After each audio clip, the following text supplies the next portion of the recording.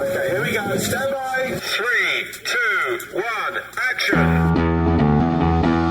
Assume nothing. Brash, bald-faced blasphemy. Question everything. I find it extremely hard to imagine. Open your eyes. It is quite all right to be an atheist. The fastest growing group of people in the country has been measured as being those who have no belief or who are atheists. You don't have to be apologetic or quiet about it. Challenge the opposition. You see religion on 100 fronts losing the argument. And start thinking. This is the Thinking Atheist worldwide.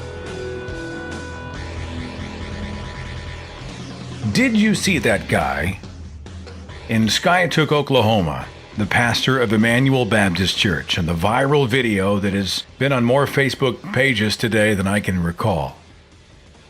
Now, he lives about an hour from here, or at least he preaches about an hour from here. And I had seen the clip.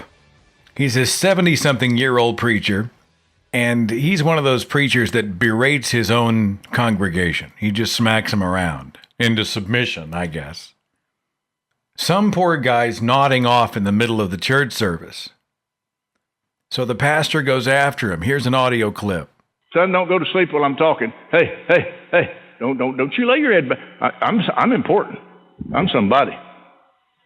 Now, you might do your English teacher that way, but I'm not teaching English. I'm teaching eternal life here. I love you. You know I love you. Have I convinced you I love you? Yeah, you better nod your head yes. All right, come on, put it right there. All right, you stay awake and you listen to me. You say, well, he may never come back. Well, he ain't here now.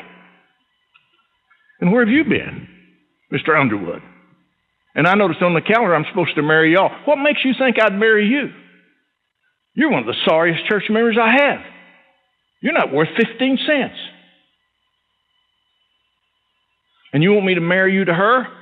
And you want to marry him, and he don't even know where he belongs, and you don't even know where you belong. Now, let me tell y'all, everybody here, how much I love these kids. Do you know I love you, sir? Stand up, big boy. Do you know I love you? All right. Oh, all yeah. Right, give me a little love. Yeah, the love is palpable, is it not? I mean, it's unbelievable. He reminds me of a revival preacher we used to have, a little country church that I grew up in. And he was an ex-military guy. He's this big old badass, broad-shouldered, angry guy is what he was. And he would come around and he would literally berate the congregation. He actually said once during a service, if y'all don't like the way I preach and you go out and say something to my wife about it instead of coming to me, I'll beat you up and I'll pray to God for forgiveness because it'll be worth it. He literally threatened a member of the congregation in front of, and that's what this guy is like. And this video has just been going crazy on the internet. And of course, he's from Oklahoma. Oh, that's nice. Whenever we make the news, it's twisters or it's illiteracy in the news or Pastor Standridge, who's berating some poor sap in the audience who fell asleep. Forgive the voice. I'm struggling a little bit to hold on to it today, but I didn't want to postpone the show. I thought it's we'll just see what happens. And if I start to sound like Kim Carnes here by the end of the broadcast, you'll have my apology in advance, okay? We're talking about how non-belief changed the rest of our lives, our worldviews, how we act, what we think, how we perceive everything, and how we act on what we perceive. It changes when you stop believing in an invisible daddy in the sky. And I found this was very much the case. And I know our listeners must have, because I've received a huge amount of email. I'll start with one from Jill. She said, Seth, my husband and I love your podcast and your videos. Thank you, Jill. She said, we consider you a member of our family, especially since our family's been so diminished by religion, or rather by our evacuation of religion. We were both raised Jehovah's Witnesses and have been out since 2000, disfellowshipped, shunned since 2005. We spent several years examining our view of, first, our own religious upbringing from an outside perspective, and then that of other religions. Our doubt of a higher being began to grow. We took a shy peek at atheism, afraid to admit that such a blasphemous idea in the state of Indiana, where every good person is a gun-toting Christian. I had a Facebook friend who I knew in high school that loved to spout his atheist thoughts every chance he got. And even though it often provoked much argument, I enjoyed reading his posts because I was so tired of the ever-present God is good sentiments that all my other friends loved to post.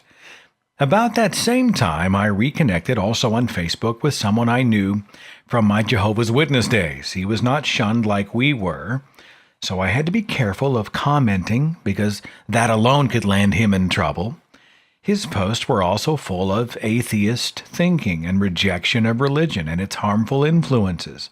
Both of these men pointed me toward you and the Thinking Atheist. I began listening to your podcast and simply couldn't get enough. I listened in the car and around the house. It felt like you were saying, I get it. I've been there and I totally get it. I introduced you to my husband, who loves to debate with his friends at work on the subject of religion, and he too couldn't get enough. Y'all are making my day here, Jill. Thank you. One day he said to me, Seth is our family now, too. And I laughed and I said, yes, I guess he is. We now talk about Dawkins, Hitchens, and many other names that were once foreign to us. We are now proud to call ourselves atheists. Come here, you. Jill, that is such a sweet sentiment. You know, in fact... I love you. I love you. Have I convinced you I love you? Yeah, you better nod your head yes. All right. You better nod your head yes, Jill. Thank you so much for saying that. She continues in her email. She says this, how did it change me? I was raised to believe this life was something to merely get through until Jehovah God brought about Armageddon and restored the earth to the paradise he'd always intended it to be. I never really felt like I was in integrity with myself. It felt very much like I was in a glass box, constantly banging into the walls. Atheism has allowed me to look at life much more objectively. First and foremost, I treat each day like the gift it is. I treasure my husband and our 4 sons, and know just how precious our relationship is. Tomorrow will bring its own challenges and obstacles, but we have today, right now. I'm not gambling that relationship away for some possible paradise promise. Another very important change has been in my marriage. Under the Jehovah's Witness rules, the man is the head of the household, and thus has the final say. For many years, my husband tried to dominate me in this regard, but it always caused conflict. I tried to be submissive, but as an intelligent and talented woman, this was difficult. We were always more successful when we worked in tandem. This is no longer an issue. My husband respects me and I him. We share ideas, goals, plans. We really listen to each other and have found a much deeper layer in our relationship because of it. When you stop trying to fit your life into a box and look at things from the perspective of human nature and how life really is rather than how it is supposed to be, everything makes more sense. Attitudes towards sex, raising children, holidays, and celebration of life, gaining life experience, it all shifts. And I finally feel that I'm in integrity with my life and decisions. Sorry this is getting so long, Jill says, but I have one more example of how things have shifted for us. One of my sons moved out last year to live in a house with 4 others, one of which was his girlfriend. He was only 18 and we didn't believe he was ready, but we supported his decision, helped him make the move. He learned a great deal during this year and has recently moved back in with us. He learned so much and now has a full-time job, is registered for college, and is saving money for a car. In our Jehovah's Witness life, this would not have been possible. We would have been forced to shun him for living an immoral life with a girl to whom he wasn't married. This was brought home even more just yesterday when a friend sent me a link to a video entitled The Prodigal Son that's being released at this summer's Jehovah's Witness convention. The video shows a young man who must be at least 21 because he's shown drinking in a bar. Young man getting a job in the city, then moving out and everything goes wrong for him. He ends up going to jail and having sex, gasp, after which he cries like a baby, so perhaps it wasn't that good. He is, of course, the prodigal son, returning home, being disciplined by the elders for his sinful decisions, grateful to return to the religious cocoon where he will never have to grow up and learn to be a contributing member of society. Puke. Rather, we're so very proud of our son for having gained some life experience and using it to focus in on what is important to him in his future life. There was no condemnation of his choices, no failure. Can you see the difference? At any rate, Jill says, thank you for reading my story and thank you for the impact you've had on our lives. Much appreciated, Jill. Thank you so much for the message. We're going to have to do a show on the Jehovah's Witnesses. We just recently did the show on the Mormons with David Fitzgerald, which has proven hugely popular. And so the Jehovah's Witnesses are probably next on my cult list. Let's go to the phones and talk to 774. You're on the Thinking Atheist radio podcast. Who's this? Hey, this is Andy in Massachusetts. Seth, how are you doing, bud? I'm doing well. Thank you so much for calling. I'll tell you what, man, we got to get you to start taking a break. I mean, it seems like every couple of podcasts you're sick or something. I mean, this is driving everybody nuts. It's been kind of a wild week. I'll talk about it a little bit more, I think, in the podcast because it kind of relates to the topic at hand. But it's, I feel good, but I just sound kind of strung out. So as long as everybody can just hang with me and put up with the raspy voice, I think we'll be just fine. But it means a lot that you called today. Are you a former believer? Did you come out of religion or what? Oh, yeah. I spent, I'm 26 now. I came out of religion after about 10 or 11 years of diehard right-wing Christianity. And what's interesting is that the last couple of years were the most conservative and the most right-wing. And real quick, though, before I get into that, I just wanted to throw it out there because I caught your post earlier on Facebook about the pastor that's north of you there. And I think somebody said it in the chat room, but I just got to reiterate that. It's like watching a Lifetime or an Oxygen Network movie about domestic violence and watching a domestic husband tell his battered wife that he beats her because he loves her. Natalie and I were talking about this very clip in this way. It's an abused spouse type of relationship or an abused partner relationship.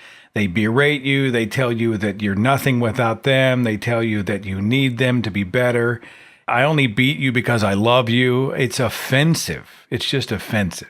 Oh, yeah. Yeah. So anyways, I wrote down a couple notes to give you a background. I left Christianity. I work in the science field and, I'm an environmental health and safety professional. So environmental science, safety and engineering sciences, anything like that. That's what I do for work. And after spending several years inside of the industry, you can't not question it. Now, to give you an idea, any big, especially the non-denominational churches, I found this a lot, there's always going to be one or two of those people, the people who will actually sit back and question something. You'll say, wait, hold on, you just said what? Whether it's as outlandish as, well, Obama is clearly the Antichrist, which if you study scripture, he's not. He's not even close. I remember getting verbally railed on because of the fact that I was listening to somebody say about a deacon say in a small group discussion with about 20 people how the country is a Christian country. And I just face-palmed. Like I couldn't help myself. I physically face-palmed. And somebody goes, Andy, is there a problem? So, of course, now I have to make a decision whether or not I'm going to just throw it out there. It's like, crap. Yeah, there's a problem. And that was the spirit. That was the willingness to question, the willingness to call for the bullshit flag, so to speak, is what kind of led me out of the insanity. And, while I'll tell right now. To tie it into my overall theme, though, you're saying that you would have lined up with those people years ago? You would have been speaking like them? Oh, yeah.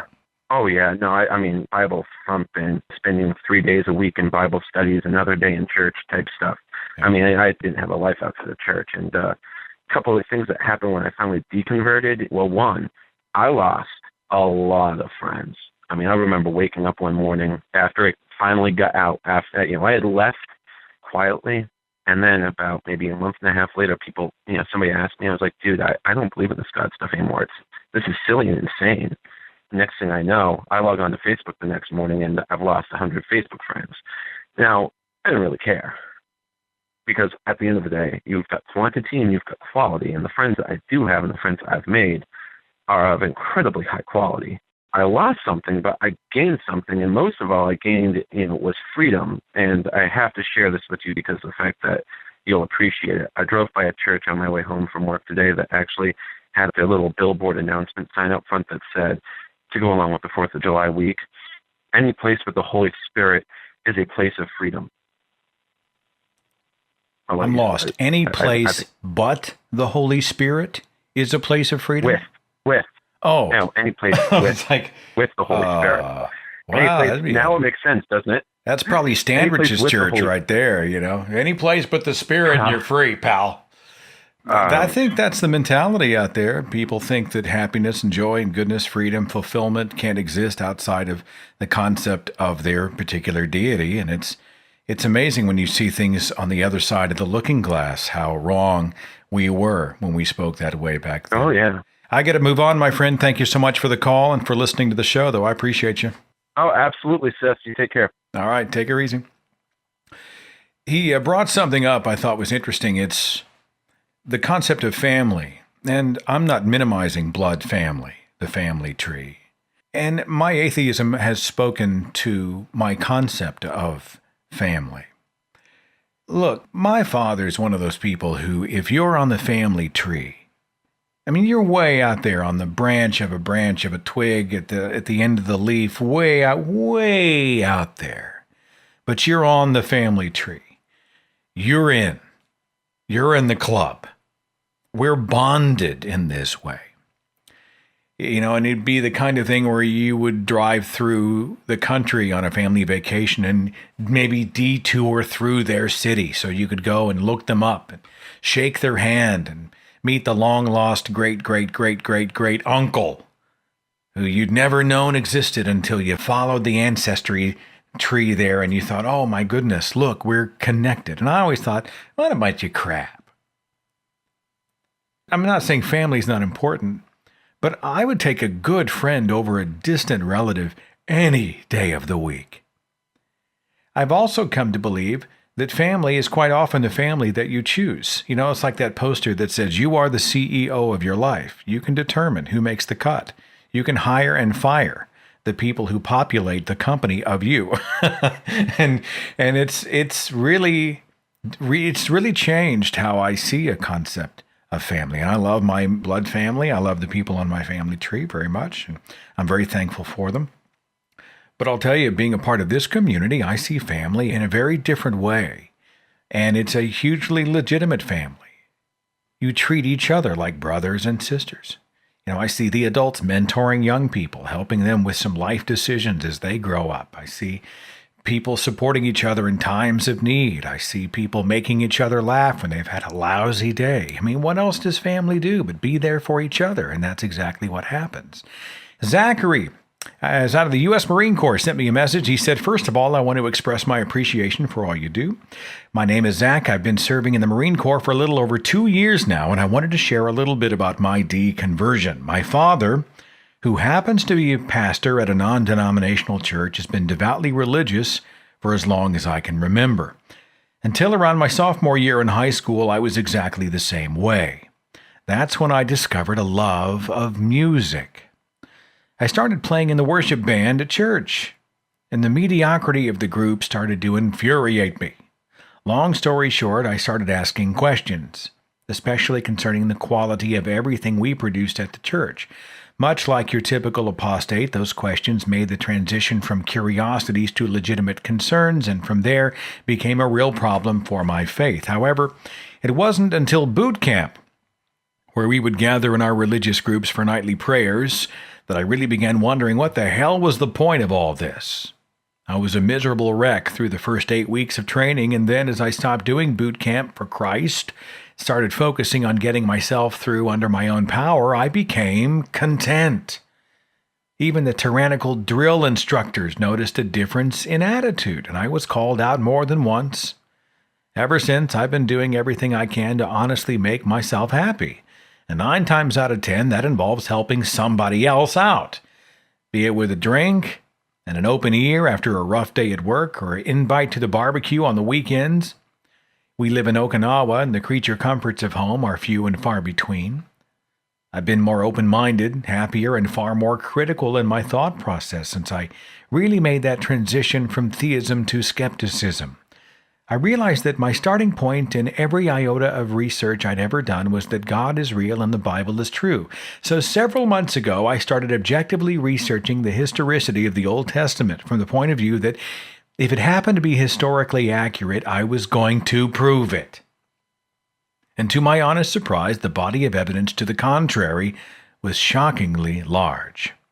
Of course, the evidence that supports the historicity of especially the conquest of Canaan was dismally lacking. I had to set out to prove to myself the Old Testament of the Christian Holy Book was a historically accurate document and failed miserably. From this venture sprouted a whole list of fascinating scientific topics, all of which are explained in painstaking detail in legitimate journals and articles on the Internet, and I dove in head first. Since then, philosophy has taken the forefront as nothing has before, and morals and ethics, quite a hot topic in the armed forces, have been one of the driving forces behind everything I enjoy talking about. Before, morals and ethics were determined by God in absolute, unquestioned perfection, and now there are subtleties and nuances I never knew existed. And to me, the act of discovering and debating these minutiae is so much more satisfying than allowing any supreme being to dictate what is right and wrong. Zachary, thank you so much for the message, and thank you so much for your service in the Marine Corps. That's awesome. Let's go back to the phones and talk to area code 613. You're on the Thinking Atheist radio podcast. Who's this? Hello, Seth. It's Bradley, long-time caller, first-time listener. Man, I'm so glad you're on the air. What's going on? Shot you off an email. I'm not sure whether you're going to use it on the podcast, but I've got it in front of me here. Yeah, just perform it for me, man. I mean, that's a whole lot better than me okay. reading it out loud in my raspy voice. All Go right. ahead. Give your voice a rest, too. Mm-hmm. Yeah. Dear Seth, thank you for this opportunity to share on your podcast how atheism changed me. I was born into a Lutheran family, baptized, confirmed, etc. As a child, I had this nagging feeling that this may not be the right church to get me into heaven. How were they so sure? When puberty hit, the sex guilt kicked in. I came to the conclusion that if God made me, He made my sexual parts and desires, so how could it be wrong? Moving right along, I have issues with being sent here as an individual so I could become a glassy-eyed clone. During my employment at a local hospital kitchen, I worked with a couple born-again Bible thumpers. They were constantly trying to save my soul, even though I told them often that this was not going to happen. They continued until I had a major depressive episode. This was the first time religionists tried to kill me. My spiritual path has included transcendental meditation, New Thought, etc. I even ran a New Thought study group. I shared my depression history with the group, and later one of the ladies in the group had an abuser meltdown aimed at me. My involvement in martial arts, brackets, even though physical exercise is recommended for those dealing with depression, was stopping the ascension, whatever the hell that is, and pretty much every part of my life was wrong in her eyes. This helped trigger another episode of depression, and the minister who oversaw the group seemed to think this woman should remain in the group. It felt like continuing a relationship with an abusive partner. My father died in 2005. That was rough. Summer of 2012, multiple disappointments, followed by the death of my mother. In October 2012, my SAD, seasonally affected disorder, started way too soon and way too intense. Off to the doctor I go, as I have been down this road before and could see the locomotive behind the light at the end of the tunnel. Increased meds, counseling, and a visit with a psychiatrist to discuss the meds were a big help. I stopped using PFPT, pink frosting positive thinking. I used to put that shit on everything. I started using Yellowstone National Park therapy. That park is the mouth of a megavolcano. Seemed to put life in perspective. If Mother Nature decided to squeeze multiple zits of that magnitude, we are toast. I gave up my SAS status, self-appointed savior, and now see whatever I do to improve the world just as a gift. How it is received and how it is used is beyond my control. During this trying time, I finally checked out what was meant by a friend's Facebook status, atheist. I Google searched it and punched it into iTunes. This is where I found the Thinking Atheist podcast. Some of the best therapy yet was listening to the podcast and finally losing my sky daddy. I crucified him. My view on the world has changed to the point that I see people, not denominations. I accept that life can suck, and I'm able to navigate my tours of the emotional sewers with less crap sticking to me. I have come to the conclusion that species come and go. We are just another species, so let's enjoy the life we have. My martial arts training has taken on a fresh new passion, as has all areas of my life. I am getting back into my photography, and life is pretty much delicious. You, sir, have been the perfect doorway into atheism for me. And I've got a lovely Bible quote here for you. You should enjoy this one. Matthew 18:3. And he said, "Truly I tell you, unless you change and become like little children, you will never enter the kingdom of God." I believe that atheism is the key to the kingdom. Laugh out loud. As my life has taken on the freshness of childhood, without the childishness of religionists and the lust for life I remember from my childhood. Atheism is great therapy. Again, Seth, I thank you for being you and a very important part of my recovery. Man, that's gorgeous. Thanks for the kind words. Oh, you're more than welcome, sir. You've got kind of a Walter Cronkite thing going on there, too. I really felt like I was listening to a man of authority. You probably could have told me anything during the course of that letter, and I would have believed you. I'd have been like, absolutely, I think that. Hey, tell me about transcendental meditation. I've got rent to pay. You said you were into TM for a while. Is that right? Yeah, actually, that was kind of cool stuff. I mean, this is something that I don't know a lot about, and so I'm curious. So let me go off on a tangent real fast, people. And let me ask you about it. What are you doing? What's involved? What's involved in transcendental meditation? Well, I mean, you just sitting out in the backyard with some incense and some Yanni music, or is it something else? What's going on? No, actually, what they did was they gave you a word, and to us it didn't mean anything. It meant something to them, and you just repeated it again and again. You could take a word as simple as the word one, or even as a child, I was just repeating the word tongue until it had no meaning.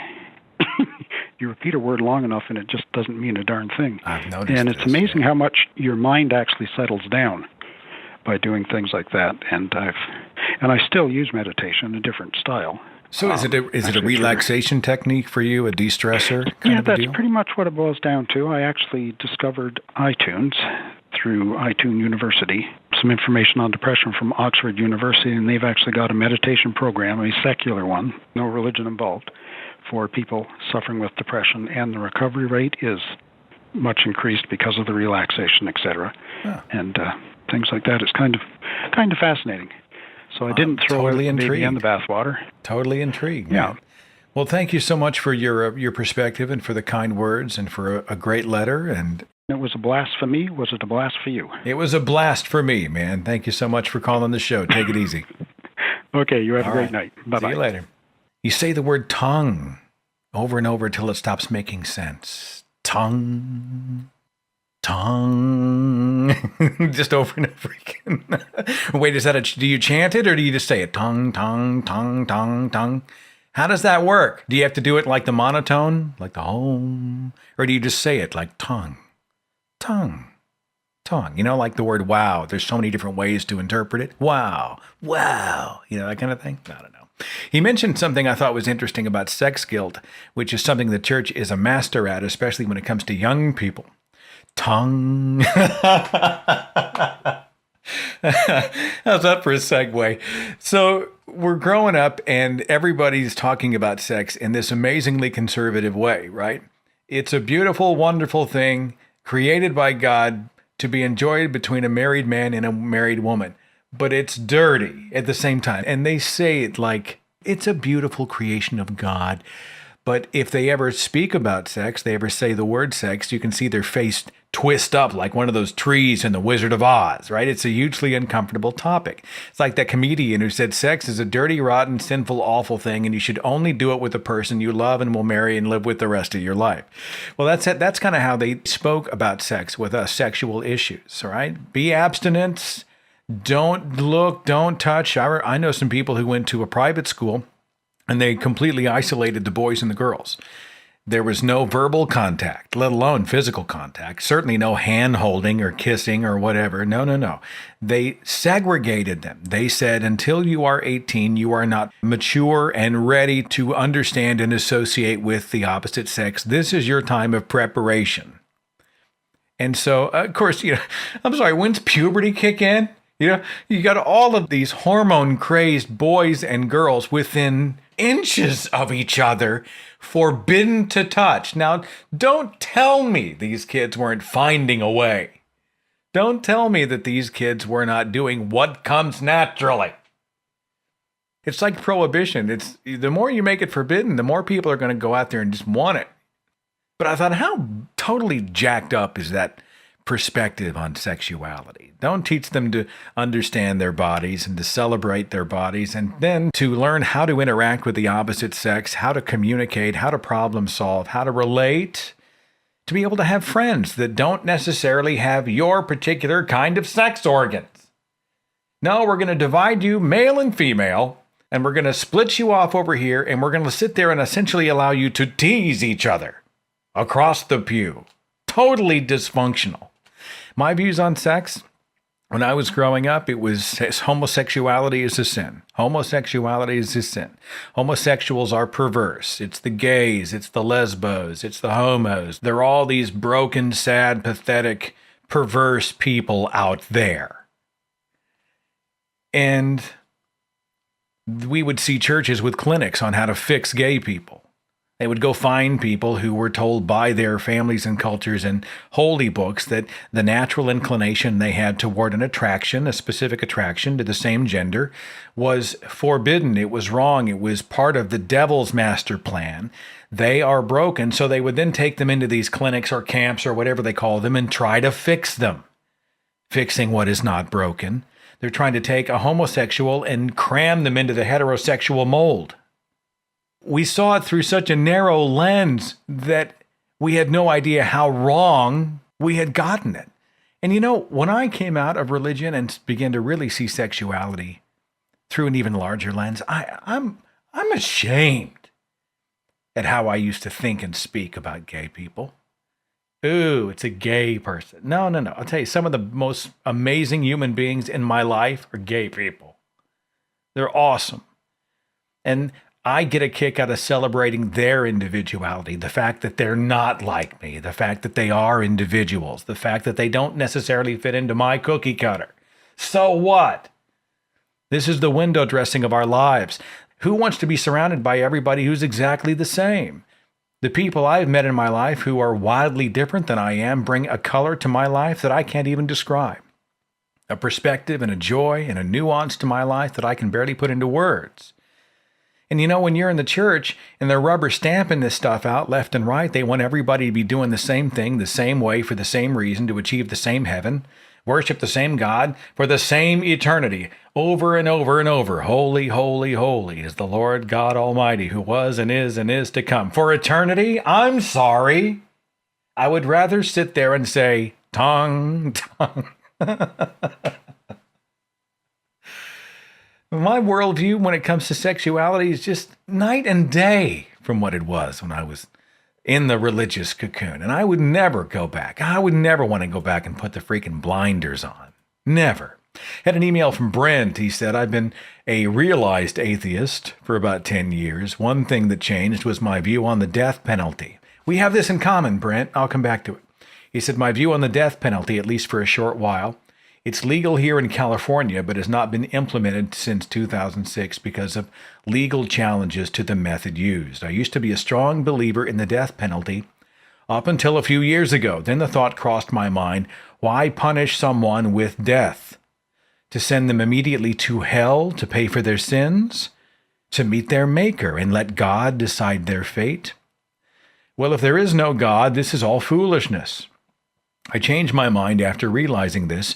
Shouldn't they remain alive for as long as possible and face justice here on earth? Make them think about what they did day in and day out until they pass on of a ripe old age. Wake up every morning and realize they will never be free again. But being the skeptic that I am, I questioned my new stance on the death penalty, and I recently changed my mind, and I'm now in favor of the death penalty again. There are many reasons. One is at the top of the list. Why make the family suffer knowing the guilty party is still alive and their loved one isn't? Who knows what my opinion will be next year? LOL. Keep up the good work, Brent. Brent, thanks so much. I used to be a hardcore pro-death penalty guy. Somebody's convicted of a murder, fry him. Swing him from a tree, people. For the betterment of society. And I still fight inclinations for sort of that. It's not necessarily a vigilante justice, but if you see someone who goes in and kills a family of 5, it's easy for me to say, yeah, I think this person deserves death. I'd like to see their life taken. That's my knee-jerk. That's my first inclination. But when I became a non-believer, I began to look at the death penalty a little bit differently, and I see it the way you saw it on your second run, okay? Which is, we can throw this guy into the appeals process for 20 years at tremendous taxpayer expense. As I understand it, I think actually to run a death row inmate through the appeals process is more expensive than jailing him for life, I believe. Then check me on that, by the way. Don't take my word for it. Be a skeptic and check me. But that's what I've come to understand. But you have to at least agree that the appeals process is hugely time-consuming and expensive. The death penalty is unequally applied. DNA evidence has only recently become available to be able to determine for sure guilt. And I have come to the point where I would rather see somebody, with a sledgehammer pounding ice in Siberia for the rest of his natural life than put him in the chair and fry him. I've come to the point where I think a nice long life of hard labor makes sense. And I'm like Brent. I'm allowing for my worldview to evolve again if I come to a point that I'm working on bad information. But that's personally where I fall on the deal. I started to see it less of black and white. Oh, he killed, eye for an eye. Take his life, kill him, boom, justice. Now I see it as much more of a nuanced thing. Melissa sent me a message and said, the biggest change in my life due to atheism is my attitude about human nature. Religions, at least the one I came out of, evangelical Christianity, really like to convince followers that being human's a dirty thing. Sex is dirty, and so are sexual thoughts and urges. Dancing, loud or pointless music, drinking, over-enjoyment of anything, really, is seen as taking your mind off of God. They have an obsession with fasting because eating and enjoying food is also seen as being distracted from God. I know people who listen only to their pastor-approved Christian music and read pastor-approved Christian books. Once you realize it's all a lot of bull, atheism is incredibly freeing. You're able to have fun, just for fun's sake. To read something or listen to a song because you like it, not to quote-unquote glorify God or preserve your soul. Your health, what you choose to eat, drink, and do is in your hands, not dependent on what your pastor tells you God wants. Most importantly, sex is a fact of life and something to be explored and enjoyed, not a dirty, quote, necessary evil, unquote, caused by Eve's transgression in the garden. By the way, Eve's transgression is also the reason that childbirth is painful. So that tells you how the authors of Scripture felt about women. Learning to live this way also makes it easier to care about other people because I'm not always expecting them to be perfect like Jesus. I'm not thinking anymore in terms of sin and temptation and some moral code with ridiculous rules on what to eat and who to love. So how did atheism change me? It set me free. Well said, Melissa. Thank you so much for the message. Area code 207. Thanks for waiting. You're on the Thinking Atheist radio podcast. Who's this? Hey, Seth, it's Carson up in Maine. How are you? I'm doing well, sir. Doing well. What's going on? Well, I was just thinking, when I was a little kid, Christmas time had come around, and my father and mother had put out a cup of coffee and some cookies for Santa Claus, and I'd look at the Franklin fireplace attached to the chimney, and I'm looking at the cookies and thinking, Santa comes down the chimney. How the hell does he get his fat ass through that stove funnel and out through the fireplace and to eat those cookies? But, the next morning the cookies were gone, and I'm sure that my father had a nice cup of coffee and some cookies. But I think probably right from the early age I was probably a skeptic. But my mother and grandmother, they were like pretty much absolute believers. And I can look back and kind of remember all the indoctrination type things. One of the things that happened, the story of Isaac kind of made me never think of my mother the same way again, because she said, I asked her, if God asked you to do that, would you do it? She said, yep. And I didn't talk to her again for all day. But if God asked you to sacrifice me on the altar, Mom, would you do it? And she says, yes? Yes. And I was a little, and I'm a little kid, right? And I'm saying, whoa. And when I didn't talk to it at all until my father came home, I never thought the same of her again. And then my grandmother used to make me watch this Oral Roberts business. And I'll tell you what, there's nothing worse than when you're a kid being forced to watch these fake people up there telling you how good your life is. And you can see that they're sort of like polished commercials on a magazine. But anyway, time goes on, and I met Kathy 20 years ago. And I told her then that I was an atheist. I was going around saying, I'm an atheist. And you know, there wasn't anybody like you around. The internet wasn't around. And, you know, I was trying that on. And, of course, she'd come from a Seventh-day Adventist background. And I'll tell you what, these people are wildly fundamental. Yeah. And she got out of it because things that happened. If you ever want to do a show on Seventh-day Adventism, call us, and she'll fill you in. We got married in the Congregational Church, and that was the church that they actually took me to when I was a kid. And for a long while I tried, and I feel like George Carlin, you know, the George Carlin clip where he says, you know, I really tried. Yeah. And I did. And the pastor that we had wasn't one of these ones that talks about brass spittoons and floating around in clouds and all that shit. So he would talk about something intellectual that pertained to the world, and I could leave with a thought like that. So this went on for a while, and then finally we just got out of it. And I was hunting for a long while, looking up humanist on Google, and found you. And Kathy and I have listened to every podcast, and we look forward to Tuesday nights. But kind of what I'm getting at is, my point is that I tried, and I can remember reading the whole New Testament when I was younger. And you know how you try to pray and you really think you're trying to get the Spirit into you and all that? Well, what it really comes down to, there's nobody there, and you can pretty easily exchange that prayer business for, you know, I can think, this is me thinking. I can think like this. The reality is that I can think like this, and I can come up with the answers, and it doesn't take very many Richard Dawkins books and Aaron Ra and geology books and Deconverted and all the books that are out there. Now we're reading one called Paranormality by Richard Wiseman, I think it is. And that was the one, also the woo, you know, dismissing the woo. How it's changed me is all through life you get all this indoctrination, oh, there's ghosts, there's spirits, there's this, there's that. And when you can dismiss all that nonsense and really look at things clearly and scientifically and say, well, there's a rational reason for why this is happening and thought process things out, then I think you're better off. I think we're better off. You read a Richard Dawkins book, and then you read the Old Testament, and you say, what the hell? You know. So has your skepticism ruined most of what is on the History Channel for you? I can't watch it now. I cannot watch any of this. There was a day. Alien stuff. Ancient Aliens might have intrigued me.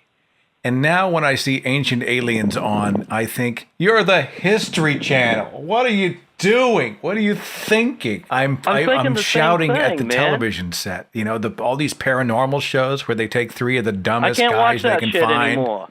And they throw them out to go catch ghosts with equipment that who knows what it is. The worst one is the ones that are dramatic. The ones that, well, they're going to lock me in all night. You know what? If I was locked in someplace, do you think it would be very long before I was out the window? No, I saw. If I really needed to get out. What were those guys? Was it Ghost Hunters, something like that? These three guys go in and they make a big deal about closing and locking the padlock on the gate. And they go inside, and inside the building is about 150 large broken windows. Like you're not going to be able to get out if you see a ghost. And trust me, look, if I see it, Kathy says. Pardon me? Kathy says it's called Ghost Adventures. Ghost Adventures. That great big burly muscular guy who's more worried about his hair than he is about any entity he might be actually seeing. and they always make a big deal out of, we're going to lock ourselves in here for the night. Dun, dun, dun. And I'm like, you'd be out of there in 30 seconds. So we even went down to Rhode Island to one of the, the taps, the the Atlantic Paranormal Society to listen to one of their things, and I think it was like sort of an interview to have people come and be on the newer show. And I asked the guy there, I said, what if you don't believe any of this stuff? Because I felt it was like related to Catholicism or something. Yeah. And I said, what if you don't believe any of this stuff? And they didn't really have an answer for me. But we went away. It was interesting and everything. But, I just can't watch any of it anymore. But that's really, if you read Richard Dawkins' book and then you read the Old Testament, you say, oh, my God, this is like Aesop's Fables compared to Einstein or something. It's like, it's frustrating at times, but it is a far preferable way to live, isn't it? I mean, I find a lot more satisfaction in calling out the nonsense, the on-air psychics who are cleaning up by bilking the impressionable, by telling them that they have made contact with Uncle Bob to tell him where his millions are buried, that type of thing. I get more joy and satisfaction and fulfillment out of calling out all the crap than I ever got when I bought into it in the first place. So this paranormality book is all about how all that works. This character that wrote it is explaining the different principles that these people use when they they get some poor person in there that just lost somebody, and they're trying to find their long-lost spirit. And they have these tricks. It's power tricks. You mentioned Richard Dawkins. It's really sad. He did a one-on-one, like a single-camera interview with illusionist and TV show host Darren Brown, and they spoke about cold reading, which is the tactic that's used to make people believe that, you have psychic power. And Darren Brown actually reveals sort of how it's done. It's on YouTube if anyone cares to look. I thank you for a great call and for listening and for being a great part of the show. Can I put in one more little plug? Yeah, please do. Can I put in one more little plug? Go ahead. I've started, because I'm visually impaired and it's easier for me to use, is a listserv called Life Atheist at googlegroups.com. And what I'm trying to do is marry atheism, ethics, and health, and get a good discussion going on an email listserv. So if anybody is out there that it's a way to help unite the atheist community, that at least it's my idea of how to do it, have discussions about the three different things, is look up Life Atheist at googlegroups.com, and please join. And we want to have I want to have a healthy discussion, about health, atheism, and ethics, and how you can live a life like that, and it's a wonderful life. And if you go there, he'll lock you in for the night. You'll never get out. Dude, thanks for the call, and thanks for listening, okay? Thanks, Seth. You have a good one. We'll see you later. Bye-bye. I'm always amazed by this. This isn't a paranormal show. We're going to do a show. We've done some shows in the past on Woo, the world of Woo and such, and there's enough material to keep going on there. But I look at things like crystals. Even if I wanted to believe, how incredibly thick do I have to be? Somebody with no degree, no experience, no nothing. They charge you quite often in the order of hundreds of dollars so that you can lie on a table under blue and red and green crystals, so that your chakras or your chi are aligned in some nebulous way, and they've got tuning forks, and they're sticking them on your nose and something like there's healing going on. These people don't even have a job. Their job is to turn on the light behind the blue crystal. That's all they know. That's all they know how to do.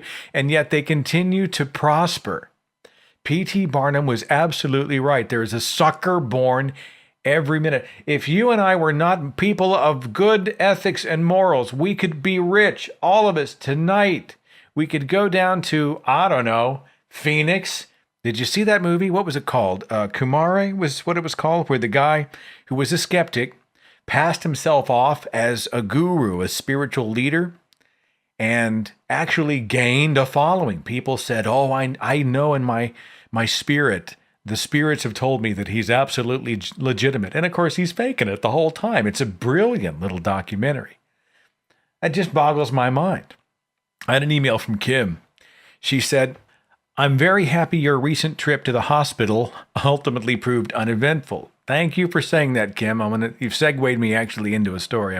I'm doing well. I'm doing all right. I'll come back to that. She said, I think of two things when I consider how atheism has changed me.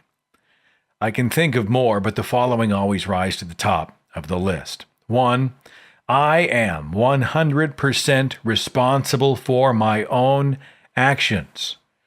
I believe there's a disassociation between the religious doing something wrong and when they'll have to deal with the consequences. No one but God can judge me. However, in reality, there's no confessional, there's no penance, there's no absolution by saying 100 Hail Marys to the invisible man in the sky. There's only my reflection in the mirror. I'm the one who's responsible for doing what is right. If I do something wrong, it's up to me to correct it. If I do something wrong and choose not to correct it, I'll have to look at me in that mirror every single day for the rest of my life. A daunting thought indeed. 2, open-mindedness. I learned that my ignorance kept the world I knew around me very small. Don't ask questions. It's easier to be ignorant, but it's also dangerous. The ignorance of religion can cause a lot of damage. I do my best to learn about everything. It's overwhelming at times, but I know I'm a better person for it. Kim, thank you very, very much. I'll address the hospital thing here in just a second. Okay, Kim?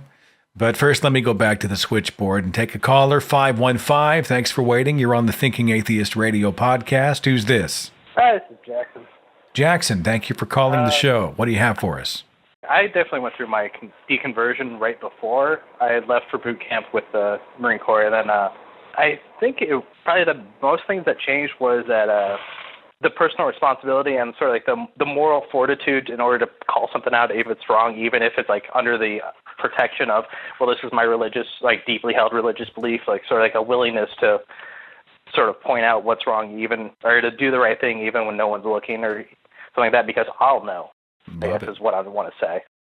Good stuff, man. Thanks for the call, and I appreciate you very much. Yeah, have a good day. All right, take it easy. All right, so I wanted to address something, and it kind of ties in with the theme of the show. As I do the show, I've got bruises on 2 hands and an upper, kind of a mid-arm from the IVs from the emergency room. We've had a couple of events go on in the past week or so that have been, we could call them crisis events. And, I'm not one of those guys who's, I don't do the doctor, really, very rarely. And I started having these heart flutters. And from time to time in my life, there'll be the occasional flutter, it's a couple of 3 times a year, no big deal. And about 9 days ago, the day after the Oklahoma Free Thought Convention, I remember I started to feel it. And it didn't go away.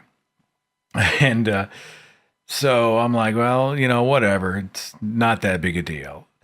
And a day goes by, another day goes by, and before you know it, I'm going into the doctor. Doctor throws me on the EKG, doesn't see anything. And the next day, it's so much worse that I end up in the emergency room. They're throwing me on the EKG. They don't see anything. They see what they call a slight abnormality in the T wave, which must not be a big deal because nobody gave a shit. It was like, well, this doesn't seem to be that big a deal. Back to the physician, it's getting worse and worse and worse to the point where I'm having trouble breathing. And this is where it gets scary. I started to lose feeling in my left arm. Now, you're thinking the same thing I was thinking, right? Wait a minute, he's got chest pain, he's losing feeling, he's nauseous, he's dizzy, he's short of breath. Oh my God. Well, I ended up doing one of those 24-hour heart monitors where they take you in and they put all these stickers on you. Fortunately, they shave the little area where the stickers go, so now I've got these bald patches all over my chest. Like little crop circles right there on the chest. That's attractive. And they give you a little fanny pack with a computer in it, and these cables feed into the pack, and you wear it for 24 hours straight, and it reads your heartbeat. It's a very surreal experience. So I went to sleep last night. I'm going somewhere with this story, by the way. I went to sleep last night. I was having a very difficult time sleeping. I hadn't really slept much since Saturday night. And that's true even now. I haven't really slept, which might explain the voice, come to think of it. And I was pacing. My heart was pumping abnormally fast. Something was wrong. I'm like, I've got to sleep. I've got to sleep. I've got to sleep. I finally drop off and I wake up at 3:45 this morning and I felt like I was having a heart attack. I thought I was having a heart attack. I've never felt anything like it in my life. My heart was beating like so incredibly fast and hard, and I couldn't catch my breath, and my left arm was like asleep. I was terrified. And so I wake Natalie up, and she broke every speed record getting my ass to the emergency room this morning. And they hook me up, and they see very elevated heart rate and high blood pressure, and then it starts to go down. It starts to go down. What the hell? What's going on here? Well, it turns out, I think we're pinning it down that it is some kind of a chemical allergen that is triggering this thing. It's not a heart problem. It's an allergen, and I won't go into what we think it is, but it's apparently bad enough that it triggers in me a severe allergy to the point where you feel like your heart is going to explode out of your chest. So we're driving last night. We've got about a 4-mile jaunt on the highway between us and the hospital, and she is gunning it. She is gunning it. And my heart was beating so fast. Boom, boom, boom, boom, boom, boom. It was so intense, and I could not breathe. For that second, I actually had the thought, this is like a race car engine that's going to blow, right? This is not sustainable. There is a chance, and I'm not being melodramatic. This was a legitimate crisis event, and those of you who've been through something like this can probably relate. I thought there is a chance that my heart's just going to stop outright.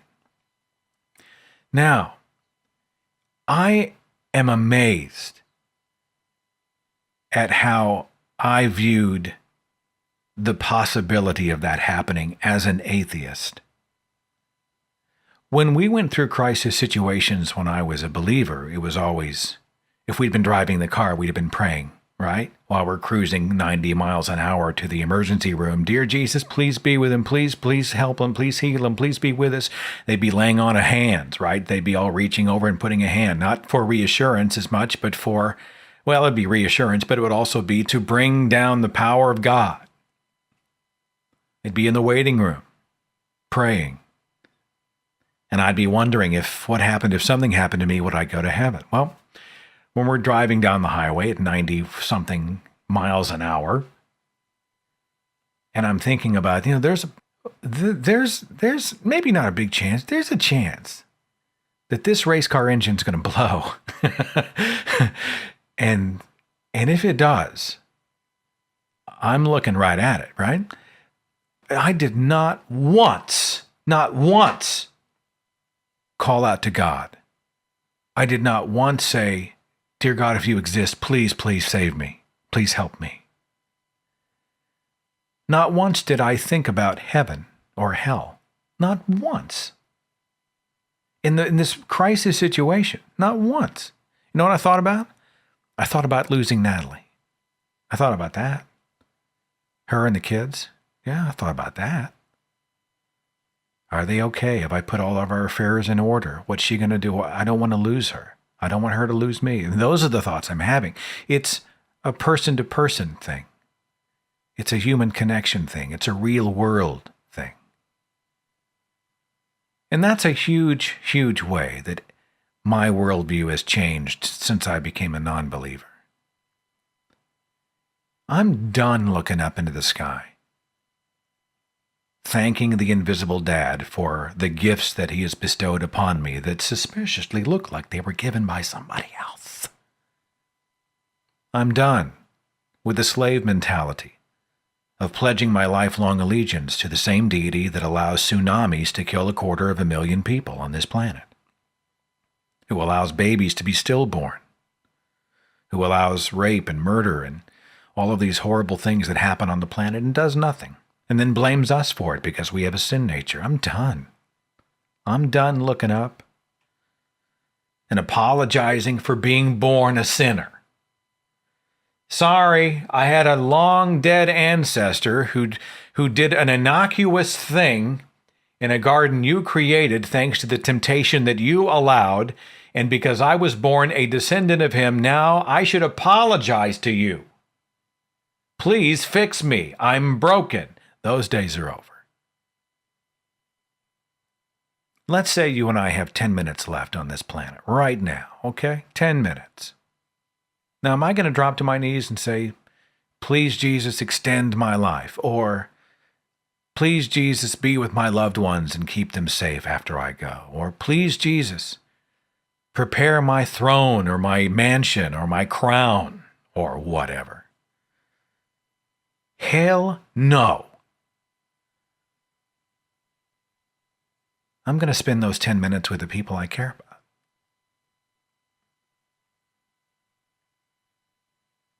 I think there's a focus, a centering that happens when you don't rely on a crutch, when you don't have an invisible friend, when you are forced to deal in absolutes and in reality in the physical world.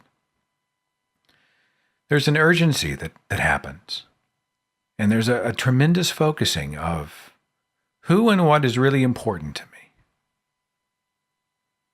Well, it's not this book.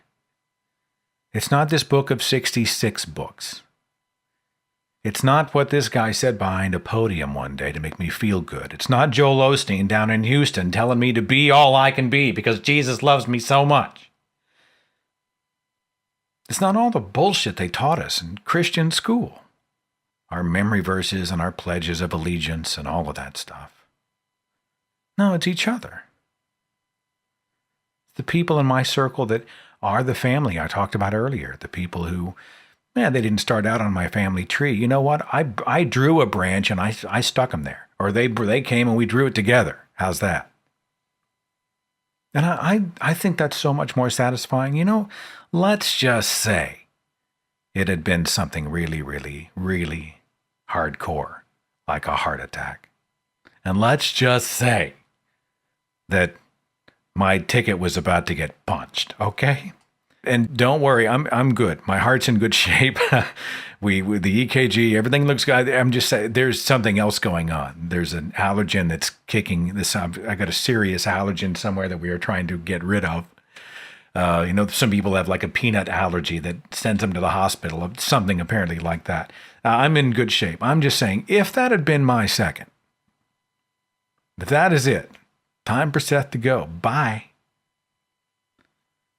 then I would have lived in the real world on my terms, filled with love and respect and humor and compassion and joy and laughter and amazing memories and just good stuff.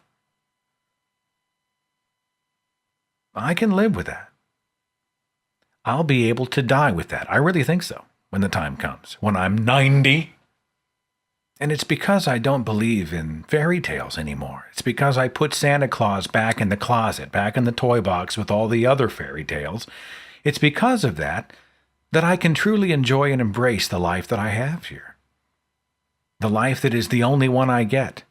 Each moment that passes, that never is retrieved again. The preciousness of life. Yeah.